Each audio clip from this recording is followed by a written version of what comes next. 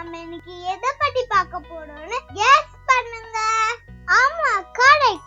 இது தக்காளி. தக்காளியை பத்தி நிறைய விஷயங்கள் தெரிஞ்சுக்கலாம். அதுக்கு முன்னாடி நம்ம ஸ்கூல்ல நம்மள யாராச்சும் தக்காளியை பத்தி பேச சொன்னாங்கன்னா நம்ம என்ன பேசுவோம்? 1 or 2 லைன்ஸ்ல முடிச்சிடுவோம். ஆனா நம்ம சேனல்ல ஒரு டாபிக்கையும் டீப்பா தெரிஞ்சுக்கலாம். வாங்க பார்க்கலாம். தக்காளி ஒரு பழ வகையை சேர்ந்தது. அது சிறிய செடியில் வளரும். அது சிகப்பு நிறத்தில் இருக்கும் மற்றும் மஞ்சள் பச்சை நிறத்தில் கூட கிடைக்கும். அதில் விட்டமின் சி சத்து நிறைய இருக்கு. தக்காளியை சாப்பிட்டா நம்ம கண்ணுக்கோ சருமத்துக்கோ ரொம்ப நல்லது. ஒரு தக்காளியில 200 சீட்ஸ் இருக்கும்.